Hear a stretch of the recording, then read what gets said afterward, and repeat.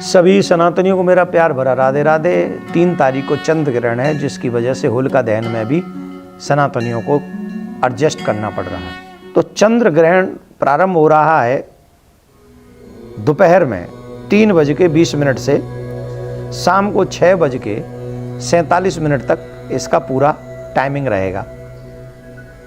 और यहाँ पर एक और बात है, 9 घंटे पहले सूतक लग जाएंगे, और अगर इसमें 9 घंटे पहले सूतक लग गए हैं, सुबह 6:20 से ये सूतक प्रारंभ हो जाएंगे।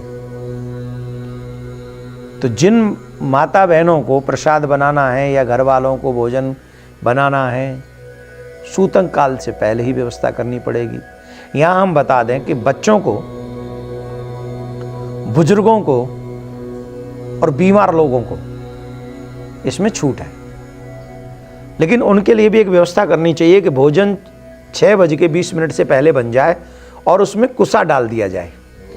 कुसा डाल दिया जाए, फिर वो बच्चे कभी भी उस भोजन को लें तो वो सूतक का असर उस भोजन पे नहीं होगा। ये तो मैंने बता दिया एक सरल सा बात जो आपके यूज़ में आएगी, पर ग्रहण के समय ये याद रखना चाहिए। अब दूसरा प्रश्न ये उठता है कि हमने कहा 3:20 से ये ग्रहण शुरू हो रहा है, तो 3 बजे कौन सा चंद्रमा निकलेगा? आप सोच रहे होंगे कि 3 बजे तो चंद्रमा नहीं निकलता, फिर ग्रहण कहां से होगा?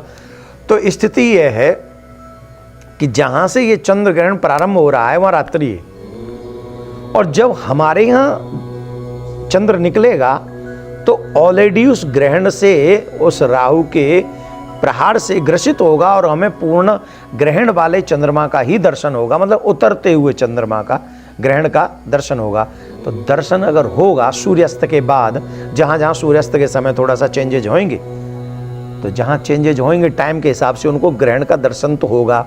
इसका मतलब जहां दर्शन होगा वहां सूतक भी मान्य होंगे, पूरा काल मान्य होगा। तो इसका मतलब है चाहे 3 बजे हमारे यहाँ दिखे न दिखे, पर ग्रहण का असर तो हम लोगों को अंत में दर्शन हो रहा है, तो ये बात मान्य हो जाएगी।